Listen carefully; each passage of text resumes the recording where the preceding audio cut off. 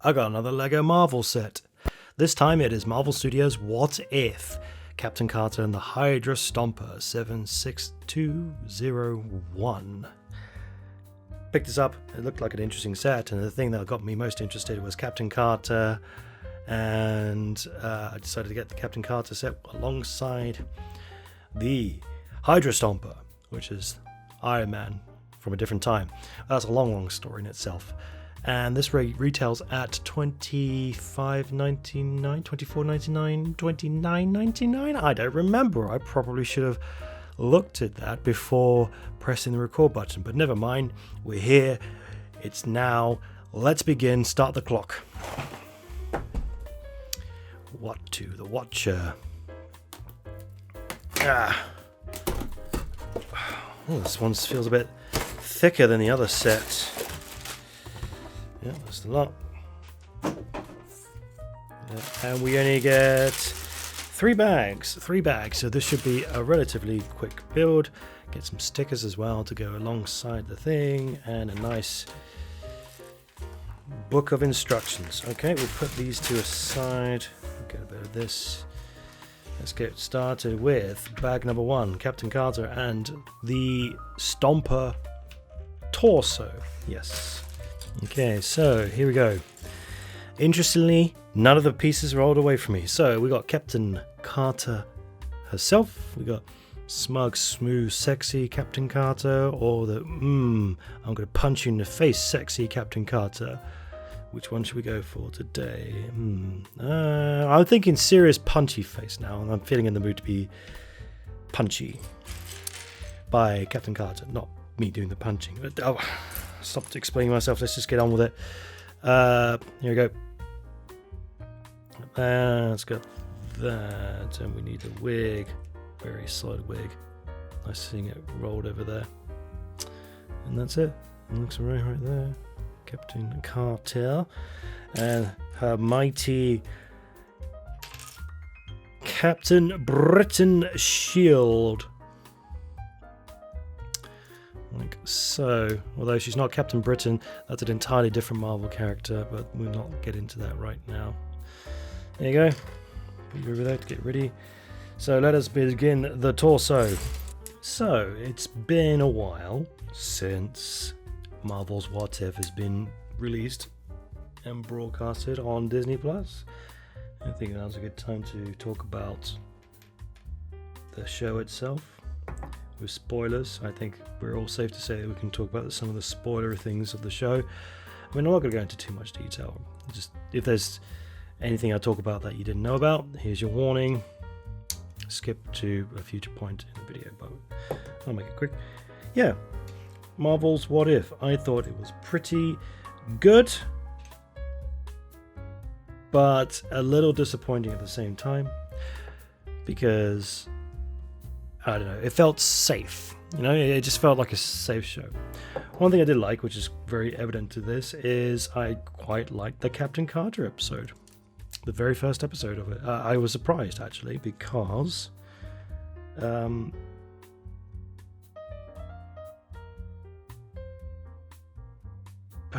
gone wrong. Hold on one second.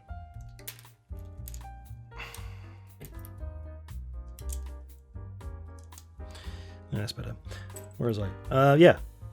Captain Carter was actually really good. It was a good, fun episode. It was a nice What If variation with the whole Captain America malarkey.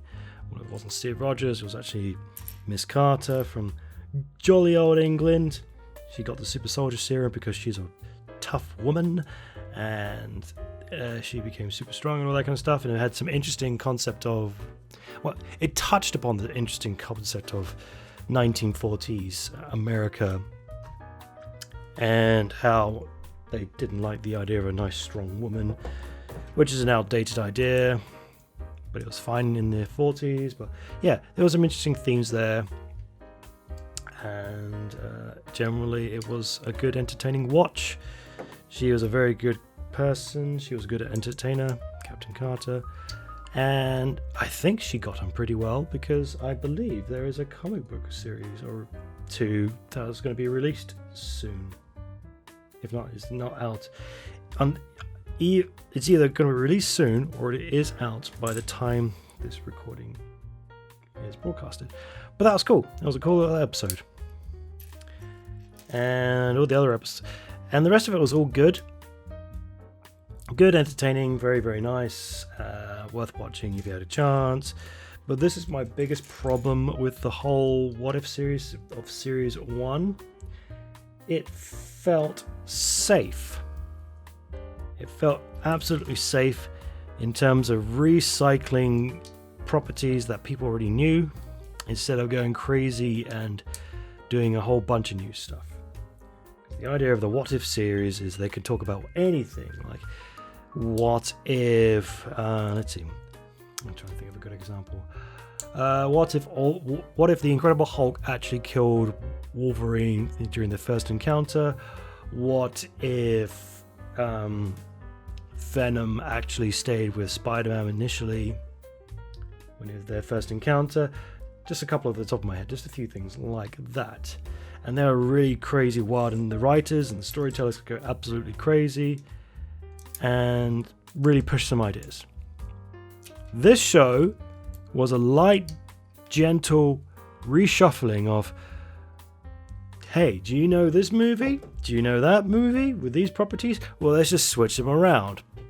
What would happen if T'Challa becomes Star-Lord, for example, rather than Peter Quill? Chadwick Boseman becomes Chris Pratt, that kind of stuff. What if...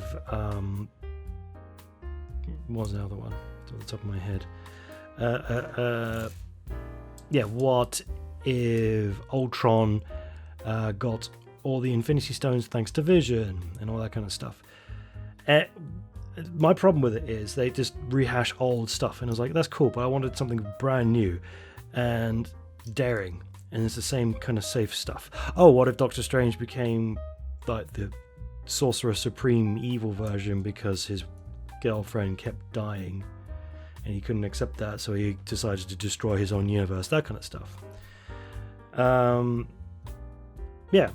I wish they took more chances, and I wish they took more storytelling.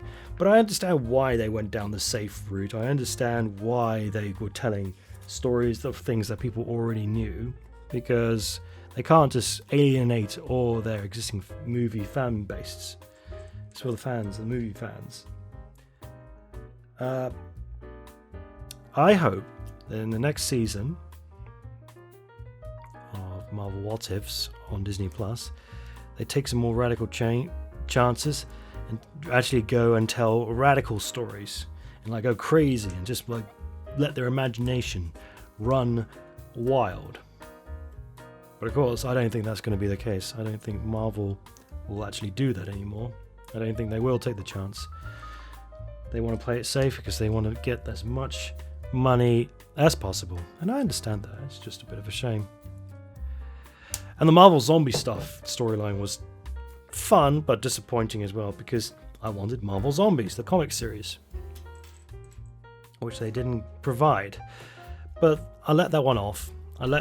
Because they're actually going to be developing Marvel Zombies based upon the comic book series, which is a lot more dark, a lot more interesting. So rather than trying to cram in like 2 or 3 graphic novels worth of content into one episode, which is not feasible, they decided to write their own thing. It was like a one-off zombie horror action flick, all that kind of stuff. And they all eventually got infected and they all died, except for some of the survivors, blah blah blah blah, etc. etc. So yeah, it was alright. It could have been more, and I hope that it takes the chance to become more in the future. But yeah, Captain Carter, she's actually pretty cool. I think she was a surprise hit.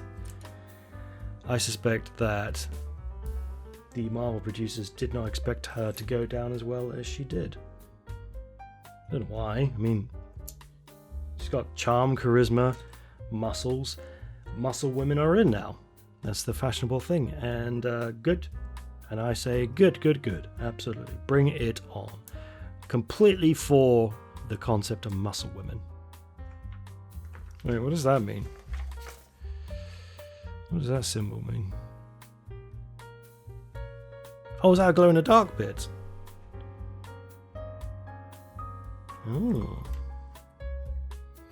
Oh, this is a glow in the dark bit. Is there a glow in the dark? Let me take a look. It is! It glows in the dark. That is so cool.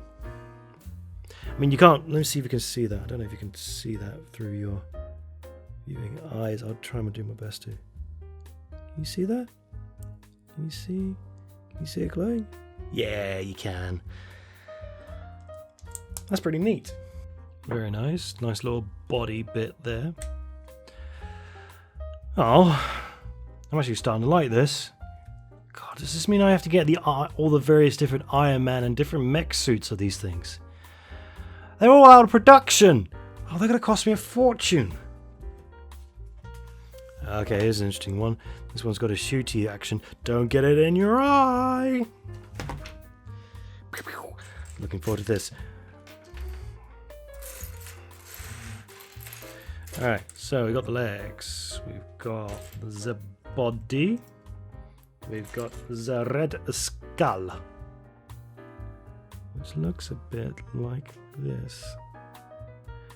Ugly grimace face, and no alternative, it's just a red head. Because that's all he is, he's a red head.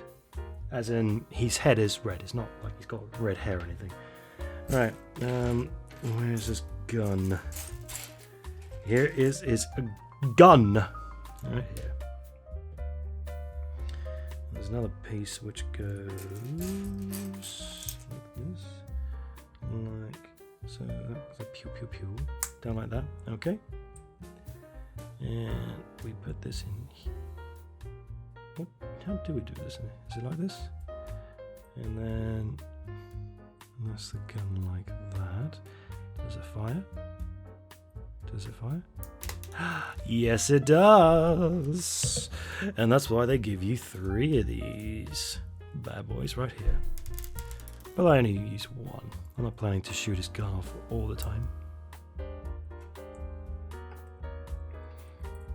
we go. And where's the cosmic cube? Is this the cosmic cube? Yes, it is. How does he hold it? I guess he holds it like that? I guess so. It's not a very secure fit. I'm not a fan of these secure fit things. I was wondering, maybe you just have like a bit of a pole sticking out and you could just like thread it through the hand rather than this. I had this thing with American Chavez's piece with the Lego set I built there, and it didn't feel very secure, but oh well. So next. This is interesting.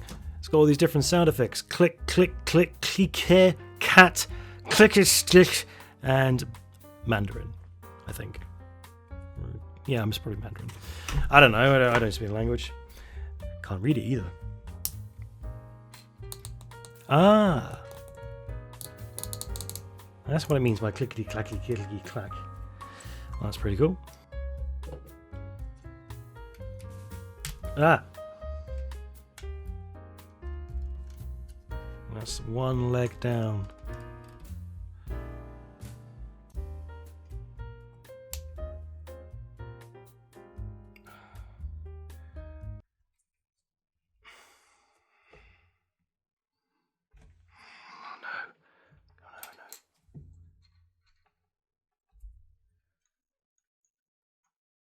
Don't know, what do I do when I get the wrong bits in there? Can it come out? Oh, sugar. How do I get this out?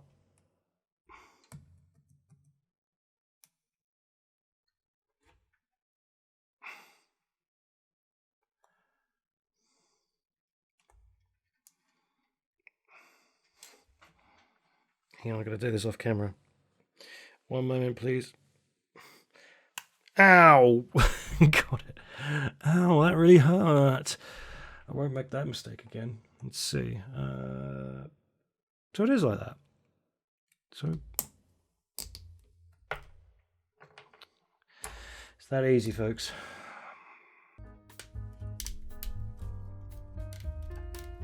And that's the second leg. Not much articulation. Okay. That's it. That's all good in the hood. Right. That's...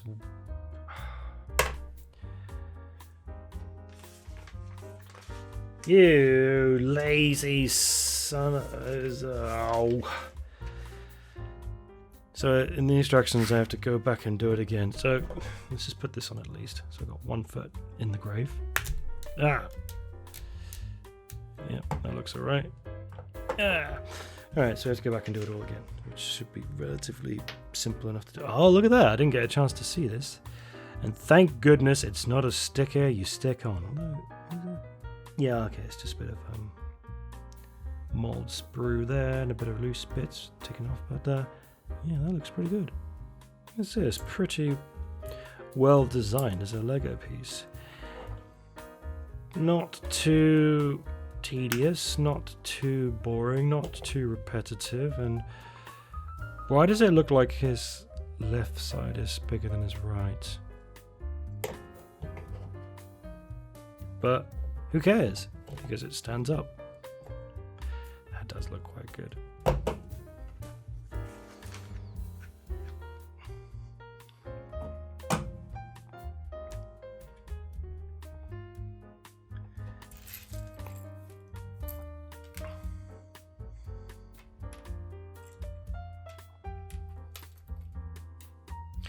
Speaking of big women, the new She-Hulk Attorney at Law TV show is coming out soon. At the time of this recording, it hasn't been released yet. It's due to come out on the 30th, I think.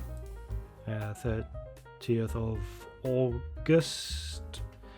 End of August, I think it's when it's due to come out on Disney+. And I'm quite looking forward to the show. I'm quite interested in seeing it. I like She-Hulk as a concept.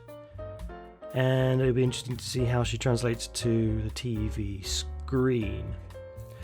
The thing I don't quite understand is why everybody is getting so bent out of shape. For the fact that they're designing her to be not super muscular. I sort of understand why they're getting all bent out of shape, because she's a Hulk. She should be big and muscular and strong and all that kind of stuff. And yeah, more power to them. Big, strong, muscle women, beautiful, that kind of stuff. And I would have been okay with them having that design.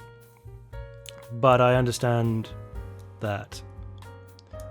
I also have a theory as to why they've gone down the slimmer She-Hulk route, who's super strong still, but you know, it's just not as big as muscular as she could be. And the main reason why is because that's what she looked like in the 70s and 80s and the 90s. During this time period, in the comics, she was a sex symbol. And she was also a bit goofy. She was one of the few characters, if any of the characters, that were able to break the fourth wall in comics. Like, well, Deadpool being a good example of a breaker of the fourth wall. But She-Hulk, during the 90s, could break the fourth wall. She was able to talk to the readers, and she was goofy, and it was still fun. It was still good comic book writing at the time during the 90s, but she was kind of a sex symbol, and she was sold as a sex symbol during the 90s. And I think that's right, I suspect that they're trying to capitalize on the target audience being people of my age, people in their 20s, and no, not 20s, people in their mid to late 30s, early 40s, 50s, the people who grew up with the She-Hulk comics in those days. Yeah, that's pretty cool, actually. I'm sorry to deviate from my discussion, but yeah, that's a quite nice looking figure. Right, okay, so let's go and build Steve Weakling Rogers. And in this alternative What If universe, Steve Rogers, who was originally a weakling character, stayed as a weakling character.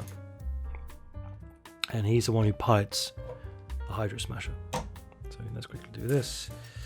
We've got 2 heads, I think. We've got Serious Steve. We've got Smirking Steve. Let's have him being smirky because he's a bit of a... sees himself as a ladies' man. Sees himself as a suave character Whether he is or not, different matter entirely. And there you go. Nice and simple, nice and quick. Put you over there.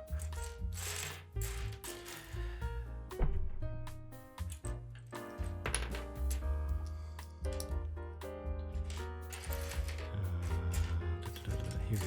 So yeah, she is always supposed to be a sex symbol during the 90s, and she's aimed at people of my generation, and that's what we grew up with. And so people are going to, of my generation, are going to recognize that, not necessarily the big hulking monster look. From what I can see, they're copying the comics of the 90s perfectly. And then I can only imagine it will be like the comedy lawyer series from the 90s, like Ally McBeal and so on and so forth. And I'm not bothered about her look. I think she looks like she's supposed to in the comics. That's not to say that she can't change and evolve depending upon whether they like her, people like her, and they want to continue the writing of the series. Who knows? I mean, if this gets multiple series, and I really hope it does, because they've got a wealth of material to work with, then yeah, we could see She-Hulk become more buff, and all that kind of stuff. I mean, like there's storylines where in one of the comics, She-Hulk figures out that to become super strong, all she needs to do is, in her human form, go to the gym, do a bunch of weighted exercise, and build up her muscles in a human form, because that strength and that power gets transferred to her Hulk form, so she becomes even more powerful, and she gets really, really buff in that series. So yes, of course they can bring that Hulk buffing shenanigans then. I just think that right now we're a bit jumping the gun in terms of getting annoyed by her not being buff. Give it time. It's only season 1. A lot can change. We don't even know if the story is going to be any good right now.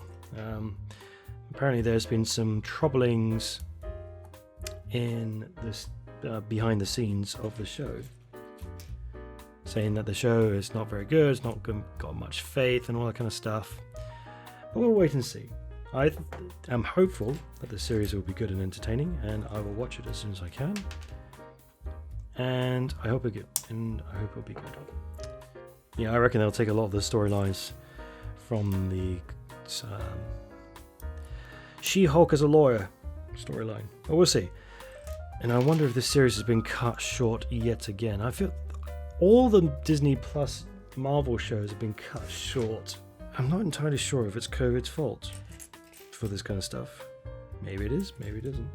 But yeah, I want a good juicy amount of episodes, like 10 or 9 or something like that, rather than having to tell a nice lengthy story and then have it just all rushed to the end. It's not nice, but we'll see. There isn't much more I can talk about that until She-Hulk comes out, and that's when we'll be able to make a call on whether it's good or not. Wait a second. No, I got the hand wrong on this one. Oh, bum holes. Yeah, that's right. Okay, we'll put this back. Nothing is ruined. It's fine. Oh, where was I? Nice little finger there. We can just clip this on to the other arm.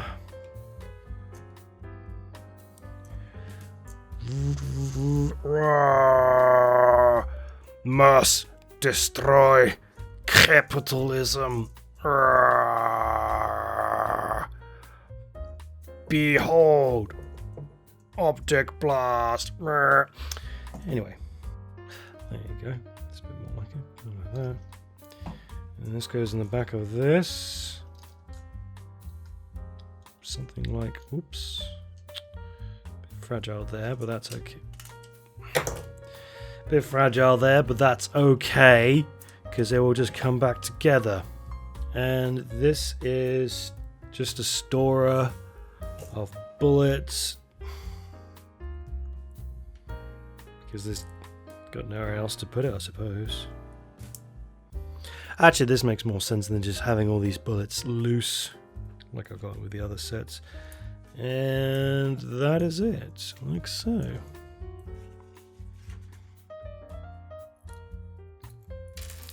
And we're done. Stop the clock. It's the end of that. Looking pretty nice. Let's get in some Captain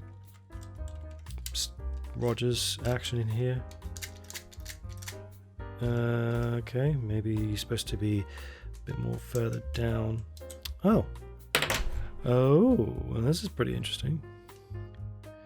So if we put him all the way, yes, here we go. Oh, Pinhead. Hi, I'm Captain America. You don't know me, but I'm gonna beat you for America. Yep. Sorry. Right, let's put the helmet back on. Capitalism, evil. Which is a weird thing to say because capital.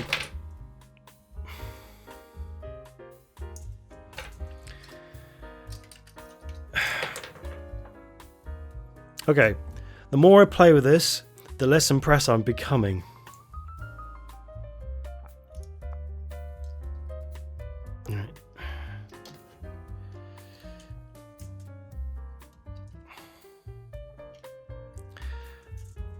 Right, let's just...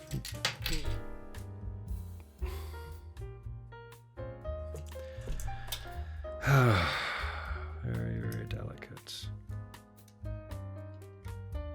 Right. Let's just end this building right here and let's come to the conclusion before it falls apart. So there you go. That's the entire set. We've got these three lovely humans over here.